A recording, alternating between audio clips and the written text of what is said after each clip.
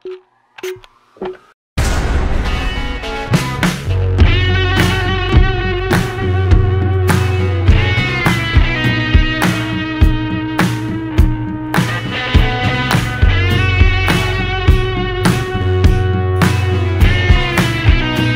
semaine au podcast MotoWix, on reçoit un petit gars de chez nous qui performe très bien aux États-Unis.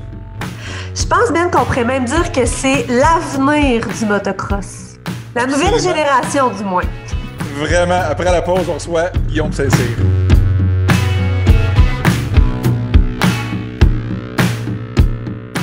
Andréane, comment ça va? Ça va bien, toi? Yeah, ça va super bien. 3e épisode déjà de la saison 2 du podcast MotoWix. Déjà, ça va vite.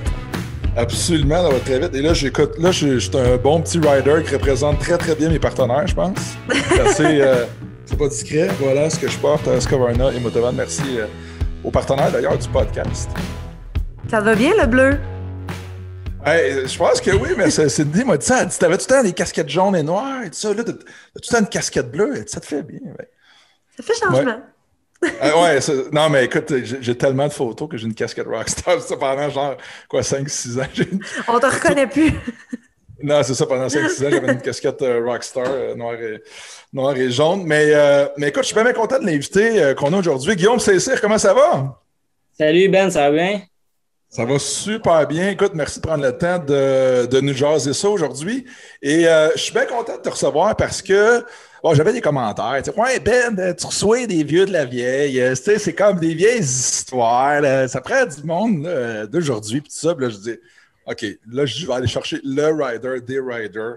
Et je suis bien content de t'avoir parce que faut faire découvrir. Je pense que ça fait partie de notre mission, Andréane, de faire découvrir les nouvelles vedettes, les prochaines vedettes, etc. Ben, les gens voulaient du frais dans un premier temps. Puis, je pense que tu l'as dit, Ben, on a eu beaucoup d'invités qui nous ont parlé de ce qui s'est passé avant. Et là, je pense d'être rendu en 2021, de parler de comment ça se passe, qu'est-ce qui se passe dans le motocross aujourd'hui avec un pilote qui le vit. Là, je pense qu'il n'y a pas personne de mieux placé que toi. Je pense que les gens vont être bien contents. Puis, j'ai comme l'impression que même toi aussi, Ben, tu vas peut-être apprendre des affaires où, tu sais, qu'il y a un paquet d'affaires qui se passaient dans ton temps pour te vieillir, là. Que c'est peut-être plus le même aujourd'hui, tu sais. Oh, ben Guillaume, écoute, commence par le début parce que moi, personnellement, je te connais pas beaucoup. J'ai appris à te connaître un peu avec les Supercross et tout ça. On va revenir là-dessus, mais commence par le début. Comment ça a commencé pour toi, la passion du motocross? Ah, SVP. Non, t'es peut-être trop jeune, t'as peut-être pas connu ça. Jeune. ASV, on disait ça dans le temps demi-RC. Pour dire âge sexville. Fait que t'as quel âge? Tu viens d'où?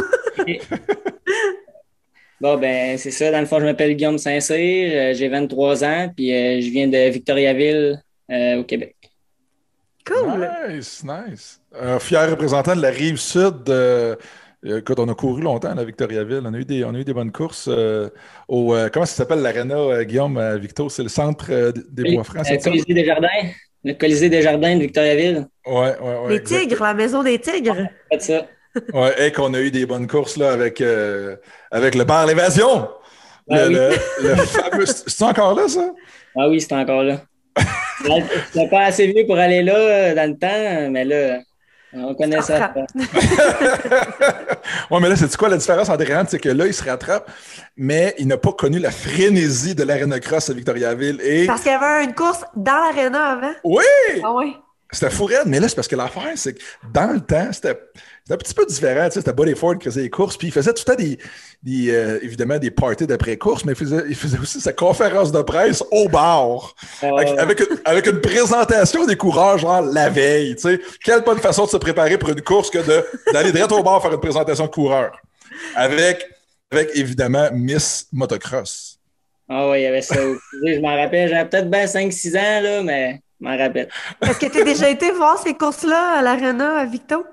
Oui, c'est ça. Dans le fond, j'ai regardé ces courses-là, puis après ça, quand j'avais 5-6 ans, j'ai coursé avec mon petit 50 KTM, puis il y a des bonnes chances que tu étais là aussi, puis il y avait Kevin Benoît, tout le monde, la gang, c'était tout là, puis c'est là que j'ai commencé à faire du bike. Ouais. Ah oui, c'est cool. Je pense que la dernière année qu'il y a eu des courses, là, c'est quoi, 2003? 2006. 2006 peut-être?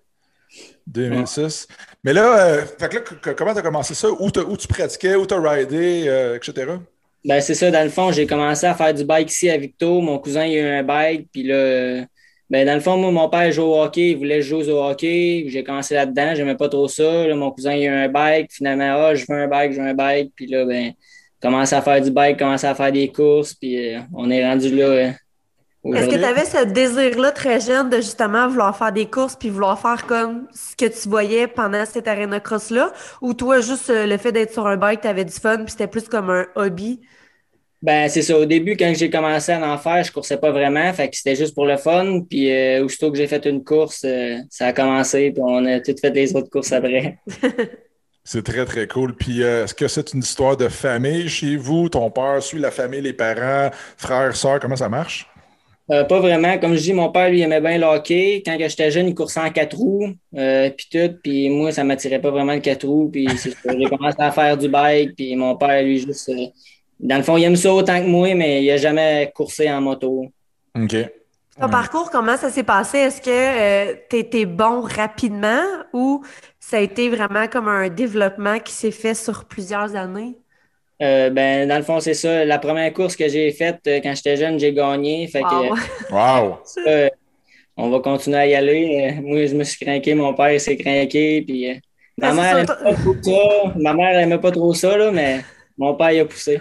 Ah là, il n'y a pas grand-mère qui aime ça, je pense. La mère de Ben non plus. Non, non plus, non plus. Mais c'est quoi? Il y a de la similitude, parce que j'écoute son histoire, il y a de la similitude avec l'histoire à Jean-Sébastien Roy. Parce que Jean-Sébastien Roy aussi a gagné lors de sa première course ever. Ouais. C'est drôle, pareil. Fait que, Ça donne un boost après pour vouloir continuer. Ben, c'est sûr. ah ouais, puis ta première course, c'était où? C'était-tu à Victo? Ouais, il me semble que c'était à Victo dans le Colisée, justement. Ouais? Ouais. C'est cool, c'est cool, pareil. Ton gars gagne sa première course. Imagine notre gars, Andréane, notre petit Morgane, il fait sa première course puis il gagne. On veut fou. Je veux juste te rappeler, Ben, que tu m'as toujours dit que Morgane ne ferait jamais de course parce que tu voulais pas t'embarquer là-dedans.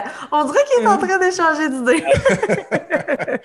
Imagine, wow, c'est très, très. Non, mais la Non, mais fierté, c'est sûr, quand ouais. t'es parent, c'est ça, t'es fier. Puis, tu sais, tu disais ton père, c'était pas trop son truc, il était plus hockey. Ouais. Je suis pas mal sûre qu'il a peut-être changé d'idée un peu à ce moment-là quand il a vu que t'avais du talent puis que t'étais bon, là. Ah non, il a aimé ça. Il a aimé ça direct au début, lui aussi. Ah, c'est cool. Puis là, aujourd'hui, t'es rendu où, dans le fond, dans ta carrière, là, pour ceux qui connaissent peut-être moins ça comme moi? Ouais. Ben, dans le fond, au Canada, ici, je fais le Triple Crown Series, qui est le championnat canadien, dans le fond, en 250. Puis cet hiver, c'était ma deuxième année au AMA Supercross en 250. Fait Ça, c'est aux que, États-Unis. ouais. Fait que c'est là que je suis rendu. Mais là avant de commencer avec les États-Unis, je veux que tu nous parles du Québec, puis tes années, parce qu'il y a plusieurs séries au Québec. Il y a le Challenge Québec, bon, qui est la série extérieure. Il y a le Supercross Québec, qui est la série d'Arena plus dans l'Est. Puis évidemment, il y a le championnat canadien Triple Crown qui fait des courses à l'extérieur, mais aussi à l'intérieur, comme par exemple le Colisée, pas le Colisée, mais le Centre Vidéotron. Bon, il faisait le stade, il faisait des courses en Ontario en Arena. C'était le championnat canadien Supercross qui appelait, ou Arena Cross. Fait que où c'est que tu te situes là-dedans?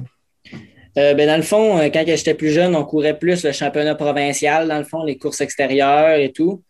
Jusqu'à temps que j'arrive intermédiaire. Là, ma deuxième année en intermédiaire, j'ai commencé à juste faire du national. J'ai fait l'Est, puis c'est ça, à partir de 2015, j'ai resté pas mal là-dedans sur le national. Puis en 2017, j'ai fait Rivière-du-Loup, dans le fond, l'Arena Cross. C'était la première fois que je fais. Ben, dans le fond, j'avais fait l'Arena Cross justement quand j'étais en petit 50cc à 6-7 ans. Puis après ça, j'ai pu vraiment refaire ça d'Arena Cross. Puis là, en 2017, j'ai fait ça, puis ça a super bien été. Puis j'ai gagné le 250 Lights, puis je m'étais qualifié pour la grosse course pro, dans le fond. Puis j'avais fait un top 10. Fait que la piqûre a pogné là. Puis j'ai commencé à faire plus d'Arena Cross après, en voulant, dans le fond, me diriger vers les Supercross. Mais est-ce que pour toi, est-ce que tu te considères plus comme un pilote, justement, technique dans des courses intérieures ou tu préfères les nationaux des grands circuits? Ben dans le fond, depuis que j'ai commencé à courser les courses intérieures, je me suis rendu compte que j'étais pas mal plus compétitif envers les autres dans les courses intérieures. J'étais un rider vraiment technique. Puis c'est ça, j'ai vraiment pogné à la piqûre un coup que j'ai fait des Arena Cross. Puis là, j'ai su que tu sais, ça va bien ici, j'ai peut-être bien ma chance pour me qualifier aux États-Unis. Puis je me suis mis à pousser là-dedans. Puis tu sais, avec mon gabarit puis tout, je suis pas trop grand. Fait que les outdoors, Ouais. ça vient bien rough, c'est une demi-heure. Tu sais, je suis capable, je fais des top 15, tu sais, ça va bien, mais en supercross, là, je le sens, tu sais, c'est plus mon style, puis j'aime Ouais. vraiment. C'est quoi Mais la principale différence, les gars, entre à l'intérieur et à l'extérieur? Tu sais, mettons pour les jeunes pilotes qui commencent puis qui savent pas trop vers quoi ils veulent s'en aller, ce serait quoi, selon vous, la principale différence entre les supercross à l'intérieur puis les courses qui sont à l'extérieur? Ben, dans le fond, en supercross, toutes les sauts, c'est toujours des bosses, tu sais, des doubles, des triples. Fait que tu peux pas vraiment, tu sais, rouler les sauts, c'est vraiment technique, dangereux. Tu peux pas rater ton coup, dans le fond. Puis les virages, souvent, c'est plus serré. Tu sais, les courses, ça se joue plus les départs. Tandis que les courses extérieures, c'est une demi-heure, c'est des grandes tracks, c'est 2 minutes autour. Puis c'est vraiment plus, tu sais, c'est des longues courses, là, c'est pas pareil. Tandis Plus de qu'intérieur, l'endurance un peu? ouais, plus. Les supercross, là, c'est un sprint, tu sais, c'est 15 tours, tu pars, puis c'est tu sais, 45-50 secondes un tour dans les supercross. Fait que c'est pas trop long les courses, là. C'est comme 10 minutes, puis en outdoor, on course une demi-heure. Fait que c'est pas le même genre de course. Il faut plus que tu pousses en supercross, il faut que tu pousses du premier au dernier tour, tu sais, sinon tu te fais dépasser tout de suite. Tandis qu'en outdoor, tu peux prendre une petite distance, puis tu sais, ralentir un peu plus. Puis c'est Puis différent. comment t'as fait pour justement te ramasser dans un supercross américain? Parce qu'on le sait, ça prend des circuits techniques. Tu t'es fait un circuit justement parce que quand on a reçu Jean-Sébastien au podcast, il nous racontait comment il investissait de l'argent justement dans son circuit, dans son setup pour pouvoir être compétitif avec les autres aux États-Unis. Est-ce que ça, t'as réussi à faire quelque chose comme ça? Eh ben, dans le fond, moi, l'hiver, j'allais à Club MX en Caroline du Sud, qui est une place pour aller s'entraîner. Puis j'allais m'entraîner là pour me préparer pour les nationales de l'été. Puis eux autres, ils ont 2, 3 tracks de supercross là-bas. Puis l'envie m'a pogné, ça n'a pas été trop long d'embarquer là-dessus puis de commencer. Puis c'est ça, je me suis fait faire des suspensions. Puis je me suis mis à pratiquer là l'hiver en même temps de pratiquer en outdoor. Je faisais un peu des deux. Ouais. Puis là, c'est ça. Ici, dans le fond, au Canada, ils ont fait c'était Rockstar Triple Crown. Puis on avait Arena Cross et Supercross. Fait que ça aussi, ça l'a aidé à, dans le fond, me préparer pour les États-Unis, à courser plus là-dedans. Mais vraiment, Club MX, là, ils ont des vrais tracks comme dans les stades, là, dans le fond. Puis préparés à chaque jour. Est-ce que n'importe qui peut rouler sur ces tracks-là ou je sais que dans le temps, à l'époque, en Californie, en tout cas, il y avait, moi, je pratiquais à Lake Elsinore, puis il y avait un immense circuit, mais il y avait aussi un circuit de supercross qui avait fait qu'une copie d'un supercross carrément, mais ça prenait ta licence professionnelle pour pouvoir embarquer sur le circuit de supercross. Est-ce que c'est la même affaire à Club MX?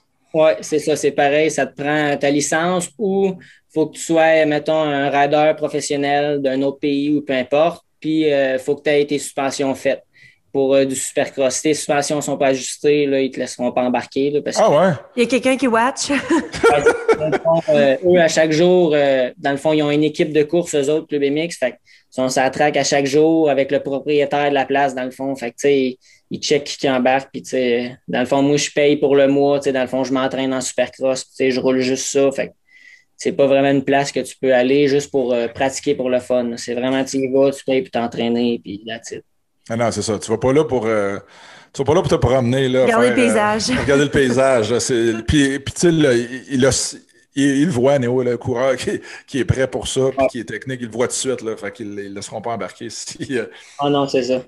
ah, ben c'est bien, mais cool, parce que ça fait tellement de différence, là, avoir accès à un circuit de supercross. Puis je sais je sais pas si tu as déjà été à Sonneur, là, c'est Ouais, SMX. ouais, Ils ont un circuit qui est comme. ouais, un petit circuit.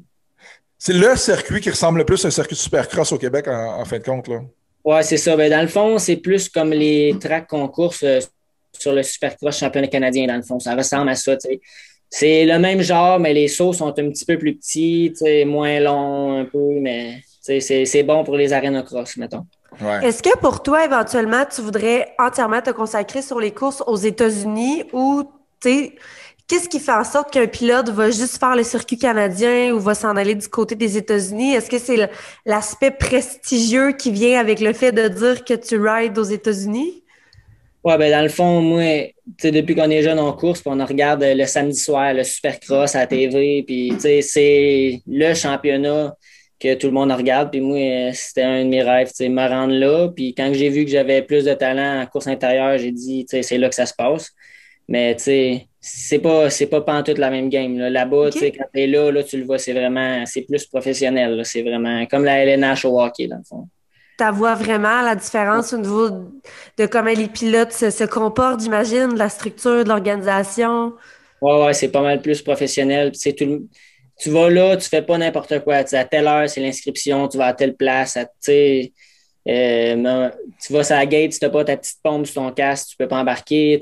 N'importe quoi, tout est checké. Quand tu attends pour aller sur la course, ils checkent, voir si tes numéros sur ton bike sont corrects. Fait que c'est vraiment la grosse affaire. Ouais. Puis c'est quoi qui t'a donné l'idée de dire, OK, je vais aller courir au Supercross, je veux me pogner contre les tops, des tops, des tops, parce que c'est assez rare. Tu sais, on a des très bons pilotes au Canada, mais c'est très, très rare que des pilotes canadiens qui s'en vont se pogner contre les pilotes américains. C'est qui le dernier, en fait, avant toi, qui avait fait des courses aux États-Unis dans la même ligue? Il y a une couple d'années, il y avait Dave Blanchette qui s'est essayé pour faire les Supercross, mais je suis plus sûr, je pense qu'il n'avait pas réussi à se qualifier pour le Night Show qu'on appelle. Mais avant ça, je pense que c'était GSR là, qui lui a fait les Night Shows, puis les Main Event, puis tout ça. Je pense que ça faisait comme 17-18 ans qu'il n'y avait pas de Québécois qui s'étaient qualifiés pour les Night Shows. Fait que...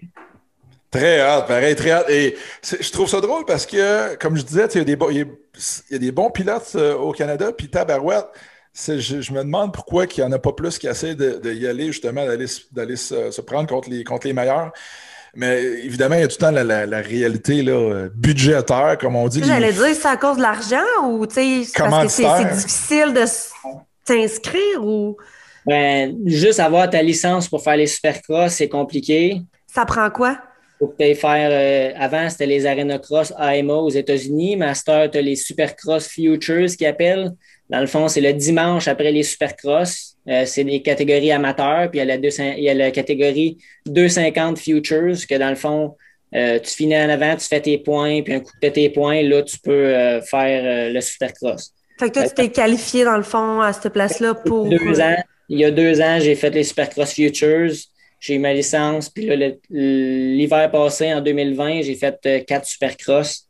Puis là, cet hiver, j'ai fait les 7 Supercross de l'Est. OK. Puis la licence, elle est bonne combien de temps? Tu sais, c'est-tu comme un droit acquis après n'importe combien d'années tu peux le faire ou tu as un nombre d'années?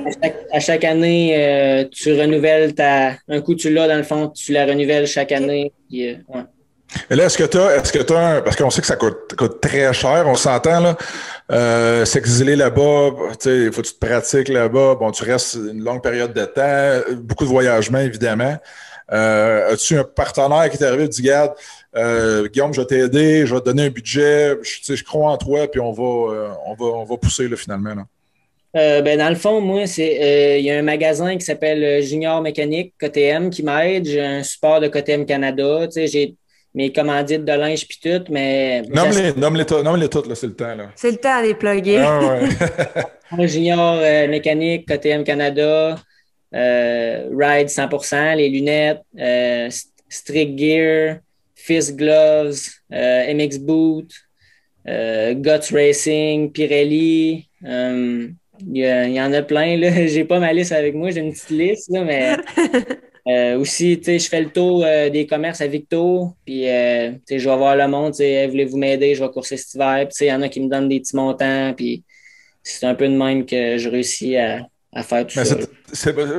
Moi, je trouve ça très, très cool d'avoir un pilote comme ça, local, qui investit dans sa carrière puis qui s'en va justement vivre aux États-Unis pour participer à plus grosses compétitions, plus grosses séries finalement de courses au monde. Ça prend du guts, tu sais, ça prend du guts. Tu le disais tantôt, Ben, tu sais, c'est sûr que la compétition en soi, c'est quelque chose, mais c'est de s'exiler là-bas, c'est de payer pour les billets d'avion, pour la nourriture, l'hébergement, tu sais, c'est tout ce qui vient avec, c'est d'être loin, j'imagine, de ta famille, loin d'être de tes amis. J'imagine que, bon, vu que les courses sont pendant l'hiver, tu vas pas à l'école puis tu travailles pas pendant ce temps-là. Fait que, tu sais, c'est toute cette logistique-là que faut que tu y ailles all-in, tu sais, tu peux pas y aller à moitié. Non, c'est ça. Dans le fond, cette année, je suis parti le 1er décembre parce que les courses commençaient plus de bonne heure cette année. Fait que je suis parti le 1er décembre et j'ai raté Noël, j'ai raté ma fête puis tout ça. Puis j'étais là-bas, je pratiquais puis j'ai fait mes courses puis tout ça. Là, fait que... Là, t'es revenu? Ouais, dans le fond, je suis revenu en mi-février parce que je me suis blessé au poignet. Okay. Fait que là, les courses étaient finies. Fait que là, je suis revenu puis j'ai fait ma quarantaine puis tout ça. Là, puis... Tu te prépares pour la saison au Canada puis au Québec. Ouais, c'est ça. Mais bon, conte-nous comment ça s'est passé, les courses là-bas. C'est quoi les bons moments que tu as eu, les résultats, ou peu importe. C'est t'as quoi, pas eu ta meilleure, mettons. Ouais. Dans le fond, ben, ma meilleure, c'est la première course à Houston. Je me suis qualifié pour faire le Night Show. C'était la première fois que je réussis à me qualifier. Dans le fond, j'avais fait 4 courses l'année passée. Je ne m'étais pas qualifié. Là, cette année, la première, je me suis qualifié. Puis, là, Guillaume, explique aux gens là, le Night Show puis tout ça. Je pense que tu en perds une couple. Explique comment ça fonctionne. Ben, dans le fond, quand tu arrives là, ils prennent 40 riders pour les courses du soir qui passent à la TV. Puis souvent, on est, mettons, 50, 60 à vouloir se qualifier. Fait qu'on a une pratique de 15 minutes, puis 2 qualifs de 8 minutes qu'il faut faire le tour le plus vite rapide. Puis si tu es dans 40 plus vite, tu es qualifié dans le fond pour les courses du soir, qui est appelé le Night Show. Puis là, si tu réussis à te qualifier dans les courses d'après, là, tu fais la finale qui s'appelle, mettons, le Main Event. Fait que là, l'année passée, tu n'avais pas fait de Night Show du tout. Puis cette année, sur 7 courses, tu en as fait combien? Je les ai toutes faites. Tu les as toutes faites. Très hâte. Ben oui, moi, je l'écoutais.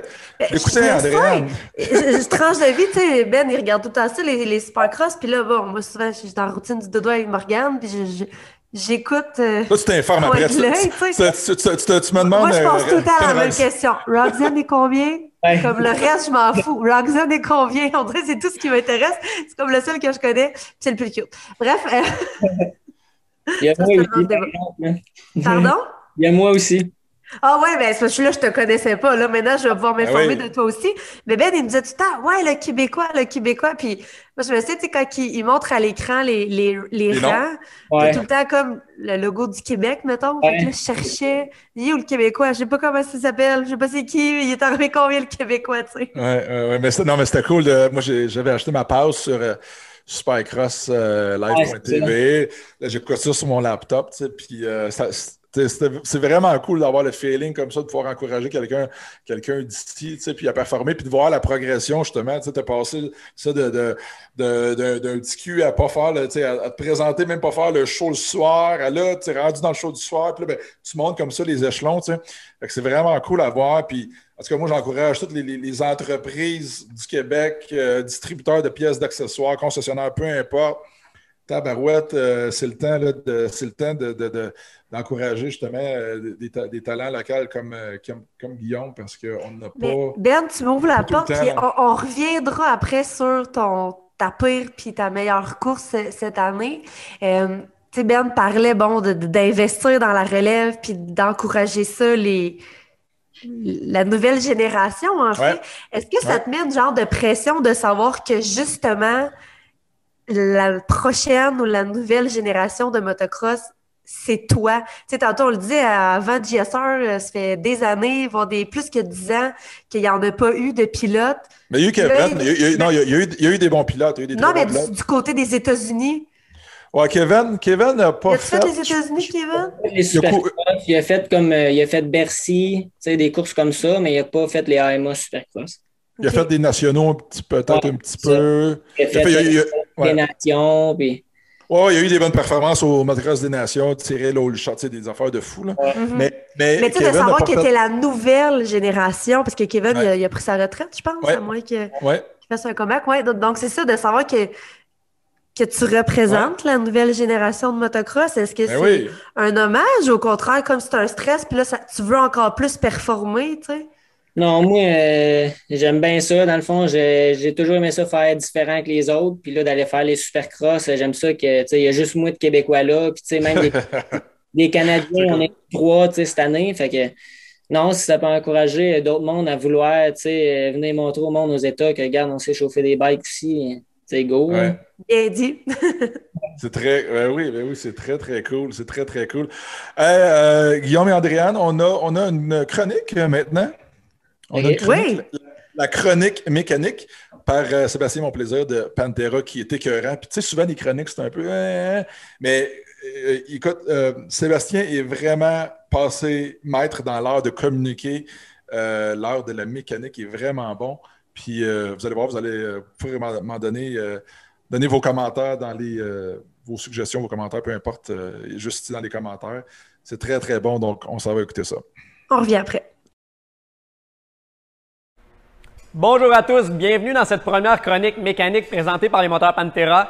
Je me nomme Sébastien, je suis l'ingénieur concepteur chez Pantera, le seul fabricant de moteurs de moto canadien, puis manufacturier du moteur 1 cylindre le plus puissant au monde. Ça nous fait un plaisir de collaborer avec Ben Milo puis le podcast MotoX. Cette année, on va vous présenter des petites chroniques informatives de l'ingénierie, du sport, essayer de comprendre un petit peu votre machine, puis démystifier aussi des mythes qui s'incrustent dans les concepts mécaniques de la moto depuis des années.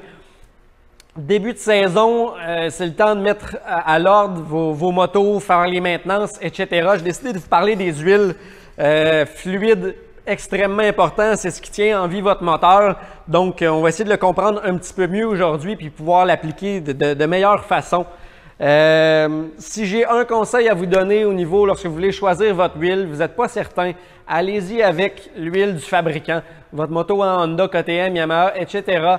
L'ingénieur qui a conçu le moteur de votre moto a aussi choisi un grade d'huile avec ses qualités et ses additifs propres pour le fonctionnement du design qu'il a créé.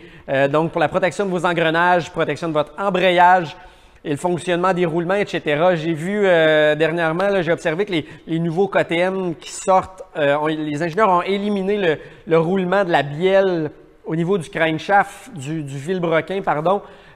Donc, au lieu d'avoir un roulement à billes ou à rouleau, c'est maintenant un palier hydrostatique qu'on appelle comme dans les voitures. Donc, la bielle flotte sur un film d'huile. À ce moment-là, ça devient extrêmement important d'utiliser la viscosité prévue pour ce palier hydrostatique-là. Donc, si vous n'utilisez pas l'huile du fabricant, à tout le moins, restez dans la même viscosité. On va en parler dans quelques instants de ces fameuses viscosités. Donc, lorsqu'on parle d'une huile, en général, on va avoir environ 80% d'huile de base qu'on appelle. Donc, on a deux grandes familles pour l'huile de base, la synthétique ou la minérale. Minérale, on parle de vos dinosaures enfouis depuis des millions d'années qui ont créé le pétrole. Hein? Puis, ce pétrole-là est raffiné pour faire une huile comme on les connaît. Puis ensuite, au niveau synthétique, c'est 100% créé chimiquement. Donc, on va créer des petites particules d'huile de façon chimique. Majeure différence entre les deux, c'est que l'huile synthétique, puisque c'est fait artificiellement, les molécules vont être de grosseur égale. La plupart, ça va être beaucoup plus uniforme comme base d'huile, donc plus stable également. Dans votre huile raffinée, il va y avoir des molécules de plusieurs grosseurs, un petit peu plus de contaminants également. Donc, ça va faire quelque chose de moins stable au niveau de la viscosité. L'huile synthétique est beaucoup plus chère que l'huile minérale, malheureusement. Donc, ça dépend de votre application. Ensuite, dans ce qui nous reste, il nous reste environ un 10% de ce qu'on appelle les améliorateurs de viscosité. J'y reviens dans un instant. Puis, les derniers 10% sont les additifs. Donc, on parle additifs anti-friction, agents nettoyants, additifs agglomérants. Là, donc, on parle d'agglomérants, c'est qui va prendre les microparticules de saleté puis les agglomérer pour des plus grosses particules pour s'assurer que les filtres à l'huile, etc., sont capables de les attraper. C'est quelque chose qui est très utile dans plusieurs huiles, dans plusieurs moteurs. Au niveau particules, les améliorateurs de viscosité, qu'est-ce que c'est? C'est un beau concept à comprendre, mais c'est un petit peu casse-tête. Il s'agit des microparticules de polymère. On peut voir ça comme des petites billes de plastique, si vous voulez. Dans ce 10%-là de notre pain d'huile, le but de ces billes de polymère est d'étendre la capacité de viscosité de votre huile sur une plus grande plage de température. Je vous explique un petit peu. Dans le fond, lorsque les huiles étaient créées, ont été créées à la base, ou lorsque les grades d'huile ont été créés, on parlait de monogrades. Donc, la SAE 20, SAE 30, SAE 40 et SAE 50. C'était un seul grade, c'était l'indice de viscosité de cette huile-là à température d'opération. Donc, si on choisit une huile optimale pour notre opération, souvent, on avait une problématique lorsqu'on était à basse température, au démarrage, hein, à 0 ou même à moins 20, etc. L'huile devenait trop visqueuse, puis ça créait une certaine problématique. Donc, ce que les ingénieurs ont réussi à créer, c'est des huiles multigrades. Grâce à cette portion-là, ils ont créé des huiles plus liquides. Puis lorsque, à haute température d'utilisation, l'huile devrait devenir trop liquide, manquer de viscosité, bien, ces polymères-là prennent de l'expansion avec la température et réaugmentent la viscosité de l'huile pour la maintenir dans une viscosité d'opération. Donc, on se trouve maintenant à avoir ce qu'on va plutôt appeler des multigrades. Hein, votre 10-30, votre 10-40, votre 20-50, etc. Donc, 20W50, 10W40, exemple dans ce cas-ci. Le W est pour winter. Donc, c'est la viscosité de votre huile à 0 degré Celsius. Alors que le chiffre qui suit, le 40, le 50, c'est votre viscosité de votre huile à 100 degrés Celsius. Donc, température d'opération plutôt standard. Un petit peu contre-intuitif, tu vas dire, Seb, à 0 Celsius, l'huile est moins visqueuse qu'à 100 degrés Celsius. C'est la façon qu'ils ont nommé ces huiles-là qui est un peu particulière, c'est que cette huile-là va se comporter à 0 degré Celsius comme ce qui était à l'époque une SAE10, donc elle va être très fluide. Puis, à 100 degrés Celsius, elle va avoir le même comportement que ce qui aurait été une SAE40, qui était plus épaisse. Donc, elle a deux comportements distincts, donc sa plage d'opération est augmentée par le fait même. Ça, c'est dû à nos améliorateurs de viscosité dont on parle. Au niveau de notre huile de base synthétique versus minérale, question qui revient souvent, est-ce que l'huile synthétique est dommageable pour la clutch, hein, l'embrayage de notre moto? Absolument pas. C'est un concept qui est venu lorsque les huiles synthétiques ont commencé à arriver sur le marché. C'était principalement dans le domaine de la voiture. Voulant profiter de cet avantage-là, il y a gros des adeptes de moto qui ont décidé de prendre l'huile synthétique, de la mettre dans leur moto. Ce qui était une erreur, c'était pas d'utiliser de l'huile synthétique, c'était d'utiliser de l'huile de voiture. N'utilisez au grand jamais de l'huile de voiture dans votre moto à cause de ce qu'on a parlé comme additif tantôt, qui est l'additif anti-friction. Les additifs anti-friction sont des microparticules de zinc présents dans les huiles de voiture qui vont protéger les surfaces des engrenages et tout. Par contre, dans une moto, ces petites particules de zinc-là vont venir bloquer les fibres de votre embrayage, hein, parce que l'embrayage est dans l'huile, dans les motos, ce qui n'est pas le cas pour les voitures.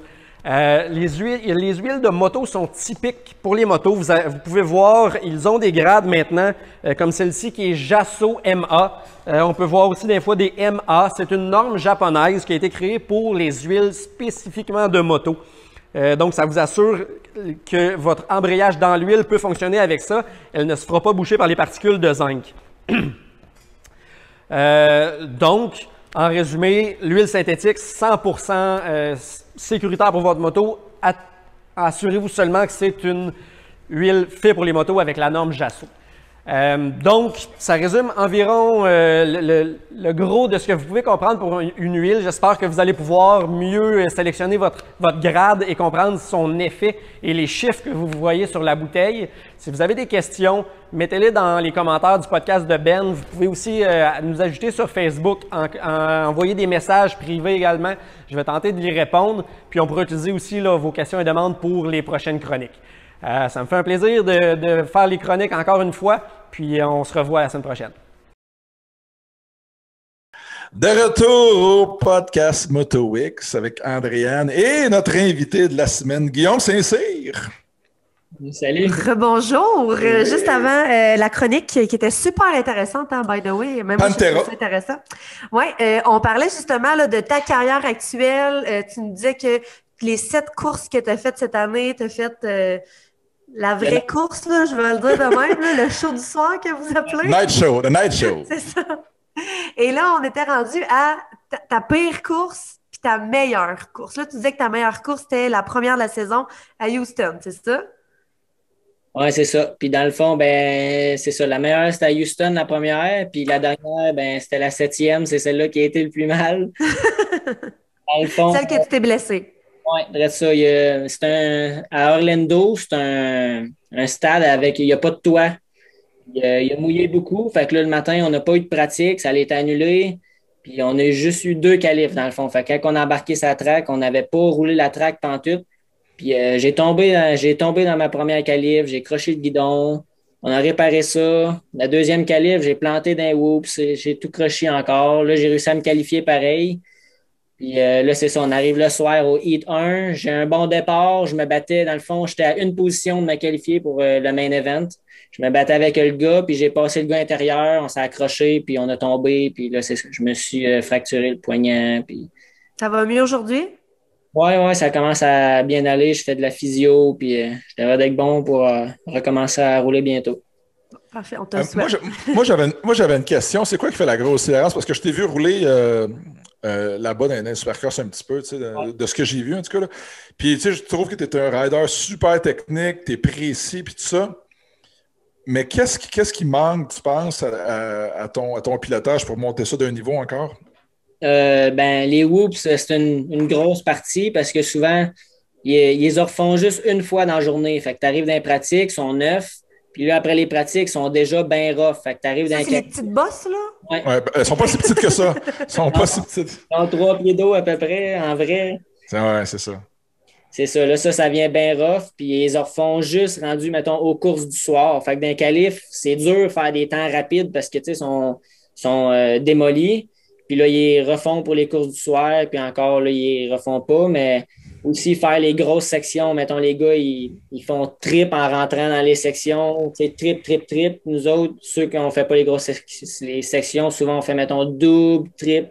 Là, tu sais, c'est un peu plus lent, tu sais. Fait que faire les grosses sections, puis de la vitesse d'un whoops, tu sais, je serais capable de gagner une seconde encore, là. Ouais, c'est ça. Puis c'est vraiment quelque chose, ça, de juste les whoops, là, qui est fait pour les supercross qu'on voit rarement ailleurs, là, surtout la grosseur. Moi, je me rappelle, je courais, j'ai déjà participé à la série Arena Cross, la série américaine des Arena Cross. Puis c'est une mini-version finalement d'un supercross. Là. Puis des fois, là, il y avait des whoops. Là. Écoute, j'étais comme, ben voyons donc, j'en revenais pas. T'sais. Puis même au stade aussi, les 2 dernières années qu'ils ont fait le stade olympique, le super motocross, les whoops, là, voyons donc, pour rentrer là-dedans sur le gaz, là, t'as une bonne suspension. Hein?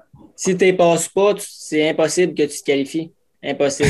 C'est ça, c'est sûr, c'est impossible. C'est de la pratique, faut que tu en fasses. C'est de la pratique, d'en faire des différents, en terre dure, en terre plus molle. Hein. Parce que là, tu sais, mettons, comme à Houston, comme exemple, la terre était molle, c'est comme de la terre orange, mais à Orlando, c'était de la glaise orange, puis il n'y avait pas de toit. Fait que là, ça venait dur comme du ciment. Tu voyais les traces bleues de roues sur la track. Fait que tu sais, c'est pas pareil, ça glisse. Fait que c'est juste d'en pratiquer. Ça a l'air dur pour les articulations, ça. Tu sais, on voit les guidons de même, puis là, je suis comme, il va se péter le menton, pauvre lui. Ouais. Et le fait que tu passes les whoops, puis le reste du tour, t'es fatigué jusqu'à temps que tu reviennes aux whoops, le tour d'après, quasiment. Ah non, c'est ça. Puis, ta force... vas-y, Ben. Non, mais je m'en allais juste demander, est-ce que la moto a à voir là-dedans dans ta performance, justement, dans une section comme les whoops? Ben, ouais, mieux... En supercross, mettons, en outdoor, toute ma vie, j'ai pas vraiment eu des bonnes suspensions, puis ça paraissait pas, mais en supercross, là, cette année, c'était flagrant. Là. Les suspensions, ils étaient pas assez raides, puis je le savais quand je roulais. Là, ils sont raides quand tu pousses sur le bike à terre, puis tu arrives sur la track, puis c'est trop mou. Fait que, si tes suspensions travaillent comme du monde, là, tout va être mieux. Pas plus facile, mais plus cool. Ah, il y a une grosse différence. Je pense que les différentes choses sur une moto, le moteur, le cadre, le frame qu'on appelle, puis la suspension, 3 gros morceaux, mais là, je pense que moi, dans mon livre à moi, la suspension, c'est la chose la plus importante sur une moto avant même un moteur parce que ça va tellement soit te ralentir ou t'avantager dans des sections comme ça. C'est qui qui fait tes suspensions? Dans le fond, cet hiver, c'était une compagnie aux États-Unis, ça s'appelait VPE. Dans le fond, eux, ils étaient à 2 heures de Club MX où j'étais. Okay. Ils descendaient, venaient faire du testing avec moi, puis quand je l'appelais, là, mais sinon, là, comme cette année, je change encore. Là, ça dépend le deal que j'ai, mais c'est ça. Il y avait Andréane Tim Tremblay qu'on a reçu. Lui, il se cassait pas trop le bicycle, Tim. Il achetait une autre suspension. Ouais. C'est vrai, je te jure, il y avait 2-3 sets de suspension dans son truck. Tu sais, genre, on n'avait jamais vu ça. Ben ouais, personne ne fait ça. Lui, il l'ajustait pas, il a changé au complet. Lui, je te jure, il y avait 2-3 setups de suspension différents, ajustés, tout ça. Mais C'est bien mieux, c'est sûr, c'est mieux, mais. Ouais. Tu sais, mais pas trop de misère avec ça. Ouais. Trois courses de snowcross, puis ça fait longtemps qu'ils sont payés, ces suspensions. Mais comme il y a beaucoup des gars, mettons, d'un team, d'un supercross, eux autres, c'est ça, ils ont 2-3 setups de suspension. Fait que s'ils savent que la track, mettons, est hard pack, ils prennent ce set de suspension-là. S'il est plus molle, ils prennent l'autre set. T'sais. Moi, c'est le même que je joue, mettons, que chaque fin de semaine, je l'ajuste un peu d'une façon, je l'ajuste un peu de l'autre façon l'autre fin de semaine, tout dépendant de la track. Là. Ça doit être dur de trouver quelqu'un, qui est bon pour faire des suspensions, puis que de la façon dont il est fait, ça fit avec nous autres, ce qu'on aime, tu sais. Ouais, c'est ça. Genre, ça fait une coupe justement de compagnies que j'essaye. Puis pour les supercross, c'est vraiment dur. Là, mettons, même si quelqu'un connaît les suspensions, s'il n'y a pas de. Il n'a jamais testé ça, des suspensions de supercross, sur des vrais tracks, puis c'est trop mou. Je faisais faire mes suspensions ici au Québec avant d'aller au supercross, puis je disais, mets ça raide, mets ça raide. Je revenais là-bas, c'était trop mou. Voyons, j'ai renvoyé, mets ça raide, là, il mettait plus raide, c'était trop mou encore.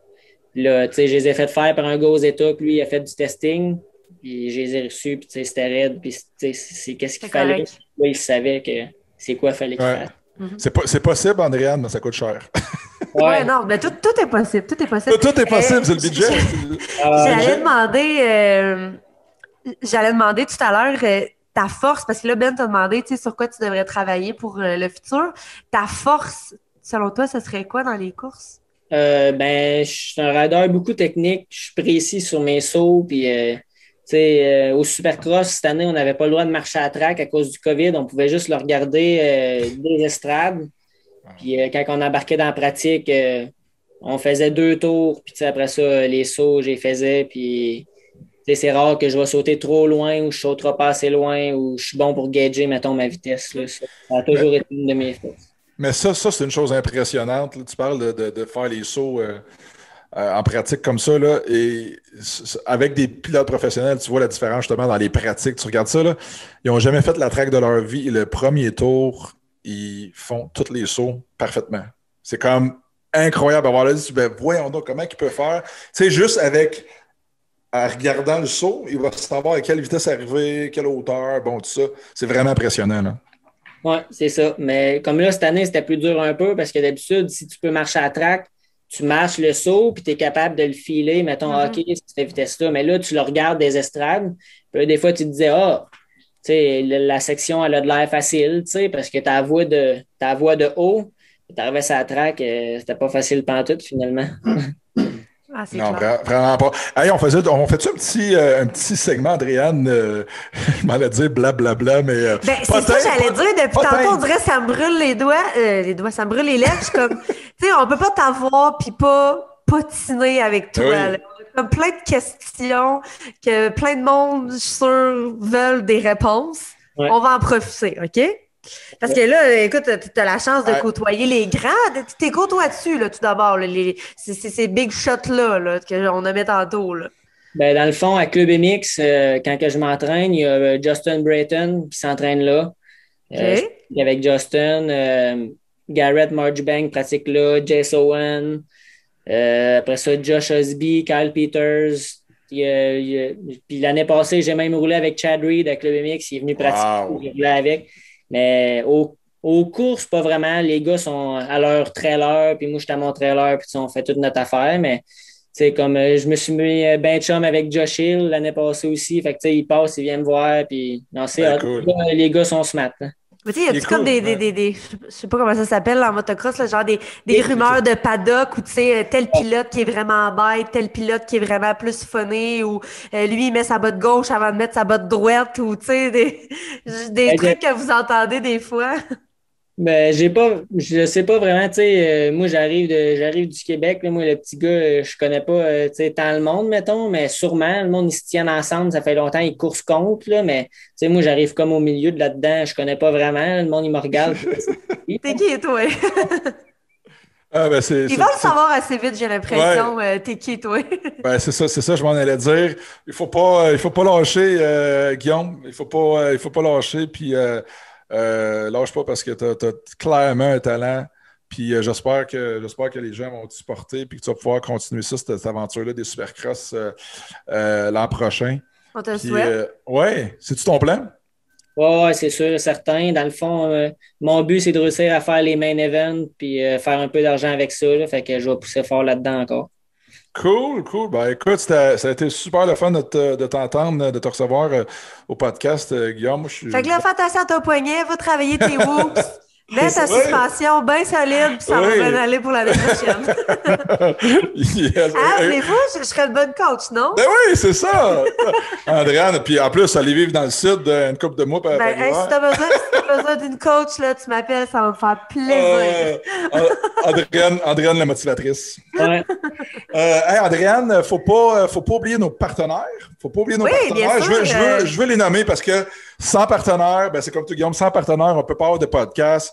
Puis la gang, encourageons les entreprises qui encouragent le sport. C'est aussi simple que ça. Et je voulais remercier évidemment Husqvarna. Motovan, nouveau partenaire pour moi cette année, DL Performance, les essences VP Race Fuel et Silverwax pour les produits de nettoyage de moto. Silverwax, entreprise québécoise, viennent de sortir un nouveau logo, des nouvelles cannes, tout un nouveau branding, c'était écœurant. Donc merci à ces partenaires-là. Andréane, un gros merci. Merci à toi, Ben. Avant de se quitter, Guillaume, est-ce que tu avais des plugs à faire? Site Internet, Facebook, Twitter, Instagram? À quel endroit est-ce qu'on peut te suivre pour la suite des choses? Ben oui, dans le fond, moi, je suis pas mal sur Instagram, là. Fait que sur Instagram, si tu marques Guillaume Saint-Cyr 55, ça va sortir. Sinon, pareil sur Facebook, Guillaume Saint-Cyr 55. Puis c'est ça, on met du stock en main. Ouais. Allez le suivre, la gang, c'est super important. Sinon, pour Andréane A. Blais sur les réseaux sociaux. Je vais aller t'ajouter à l'instant. Guillaume Cyr 55. Guillaume Cyr 55. Andréane A. Blais sur les différentes plateformes. Sinon, pour des formations de motocross, Miloland.com, c'est mon nouveau site web pour l'Académie Miloland. Si vous avez des tout petits, vous voulez les initier, on a les motos grâce à Husqvarna, on fournit tout ça. Nouveau circuit à Yamachiche à Mauricie, donc allez voir ça, miloland.com pour de la formation. Là-dessus, un gros merci et on se revoit au prochain podcast. Beaucoup. Oui, à la prochaine. Yes, salut. Bye, merci. Bye.